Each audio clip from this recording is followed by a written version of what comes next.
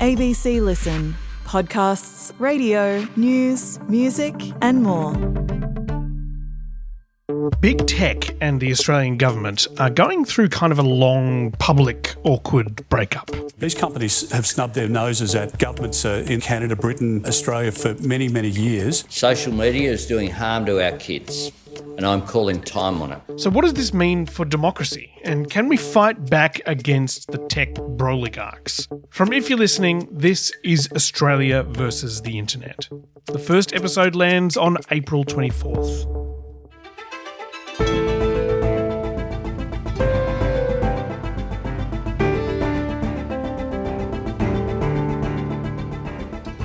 Last year, a lot of Australians, more than 1 million of us, travelled to the United States. But if you're planning a visit soon, be aware that under Donald Trump, things have changed. The border checks have intensified.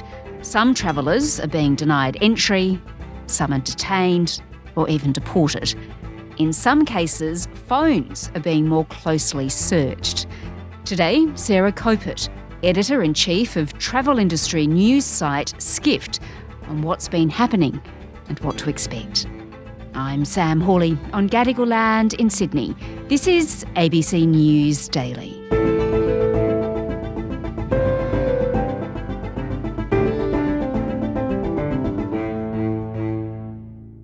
Sarah, immigration checkpoints at US airports, they've long had a reputation for being tough. They can be a little intimidating for travellers, but it seems like it's now widely accepted that it's even tougher now Donald Trump is back in the White House. Yes, the vibe, the tone that has been set at the immigration checkpoints throughout the United States has really been a deterrent for travelers. You know, the Trump administration has really taken a hard line with all countries, friends and enemies alike. Those from countries like the UK, like from Germany, Mexico, Canada, places that have always been allies of the United States. And it's really put a bit of a chill on the environment coming into the United States. Yeah, it sure has. So we know that ending illegal immigration is one of the biggest platforms of his presidency. That's why it's becoming more intense, is it? Well, that is a very good question you ask, because for a lot of the people coming into the United States, they're not trying to immigrate. They are tourists. So the question really is, why is all of this happening? And I don't think we have, a really good answer for that, other than that this was an America First administration. That's what President Trump ran on. And I think we're seeing the results of that now at the border. Some Australian academics are expressing concerns over travel to the United States. They're citing border surveillance, visa issues and unpredictability as key risk factors. An Australian comedian says she's cancelled a planned trip to the US amid fears she might be denied entry. Since Donald Trump returned as president, immigration lawyers have warned that the government is ramping up social media screening of those arriving at border control. Equality Australia has released its own travel advice for members of the LGBTIQ+ community travelling to the US. All right. Well, there have been a number of cases reported about people being stopped and in some cases wrongly detained or deported as they've been trying to get into the United States. There was a high-profile case of Canadian actress Jasmine Mooney. She had a 12-day ordeal and she spoke about that on CBC News in Canada.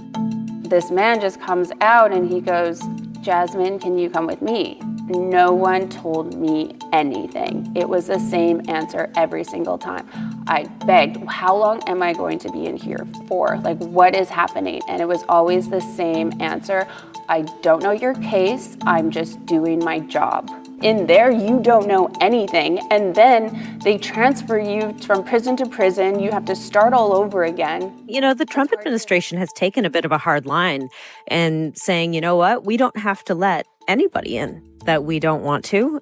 These are things that are very unfamiliar to travelers. These type of situations just haven't been something that people have had to go through in, any of the generations that have traveled. And so it's been really a surprise. And much like the market, uncertainty is something that travelers really don't like. You're not going to, get on a plane, especially from somewhere like Australia or from Europe, and want to be in a situation where you don't know whether you are going to be let into the country. Yeah. And so that has put a real chill on tourism. It's like, well, maybe I'm going to spend my dollars somewhere else. Maybe I'm not going to book that trip. Maybe I'll wait another 4 years. And even if it's only a handful of cases at this point, it does get you thinking, doesn't it?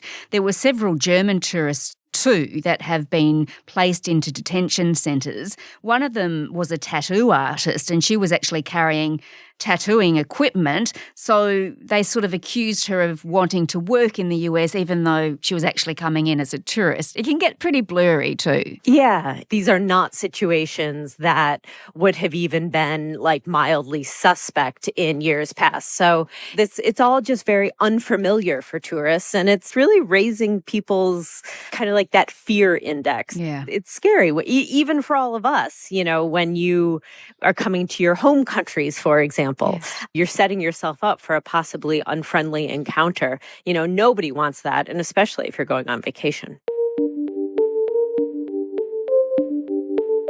Well, let's then, Sarah, have a look at what immigration officials at the checkpoints in the US are actually allowed to do and what has actually changed. Having your phone checked, they're allowed to do that, right? They've always been allowed to do that.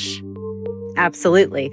It just didn't happen very often, or it didn't used to. There's been some heightened scrutiny for quite some time when citizens of countries who, are on certain watch lists or, are not considered allies of the United States. There's a little bit more scrutiny in years past, but certainly not for searching phones. You just didn't used to hear about that. So for coming into the United States, it's still the case that the United States has agreements with 43 countries where it's visa-free. Mm-hmm. That's most of Europe. You can just kind of come and go. It hasn't changed. But the Border Patrol agents have pretty broad discretion to question or deny entry. And that's always been the case. And now it just seems that the questioning is more what they're doing, what they're looking for, why they are exercising that right to deny entry is changing a little bit or becoming more severe. The rules haven't changed, but the application of those rules under this new administration certainly has. Yes, and the thing is they do have a lot of power at the border, which they should do, I suppose. But if they ask for your phone and you refuse to give it to them, well, they could actually detain you. So you really don't have a lot of options at that point. I see that some organisations and universities are telling their staff and students maybe avoid international travel at this point.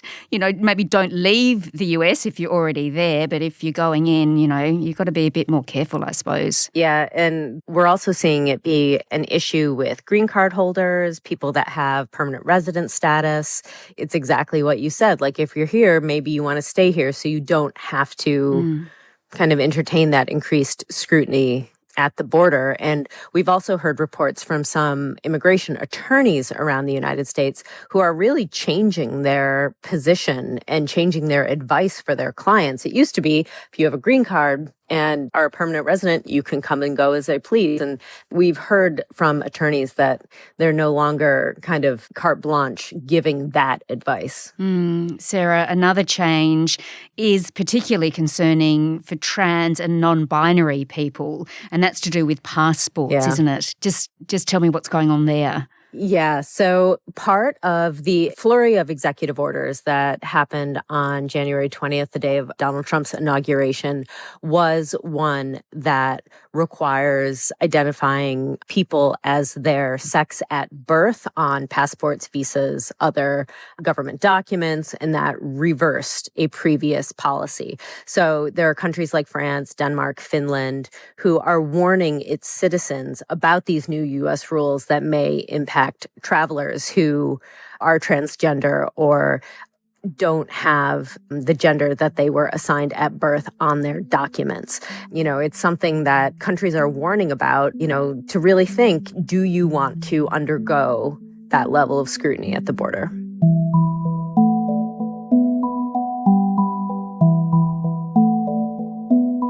All right, well, Sarah, let's have a look at what this could do to tourism in the United States. Yeah. This is all leading to some countries updating their official travel advice. Australia hasn't actually done that as yet, but a number of other countries have. France, Germany, the UK, Canada. Yeah, so, Skift just had a new research report out today that was really, really stunning. We asked 1,200 people who said that they were considering booking international trips over the next 12 months. Would you reconsider coming to the United States of America? And almost half of them, 46%, said yes. And of those 46%, 63% said it was because of political concerns, because of the Trump administration. So there's a lot of anger out there from international travelers. We looked at travelers from the UK, Germany, India, Canada, and Mexico. And that was across both political parties as well, people that self-identified as conservative and liberal.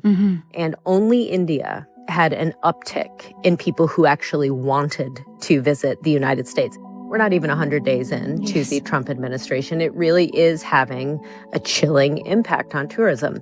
People are just going to pick somewhere else, go somewhere else. And that is especially true from our neighbors to the north and south, Mexico and Canada. The Canadians are really not happy with us right now, I will say that. Yes, to say the least. The number of Australian visitors going into America at the moment is about 7% down from the previous year. So as you say, all around the world, people are making a decision that perhaps, leave the US for now, let's just go somewhere else. Yeah. And really, if you think about it, I'm very curious to see what happens after the summer travel season. So we're in mid-April right now. You have to think, for a lot of people, plans have already been booked. I'm curious what happens, what kind of drop-offs we see after the summer season, like where travelers are really making their decisions post-inauguration. All right, then, Sarah, tell me, what are your tips for travellers if they still want to go to the United States? Is it worth the risk, I suppose? So, I will say that I suspect most travelers, their issue is with the government and the administration, not with the American people. So I would say, depending upon who you are and your own personal circumstances, I would say America is still a lovely place to come and visit, but you're going to want to make sure you have all of your paperwork in order. You're going to want to make sure that you have all of the different documents that you need to show, that you are ready to answer questions, that you take your interview with the customs agent seriously. And it's just, these are all things that maybe we all should do always.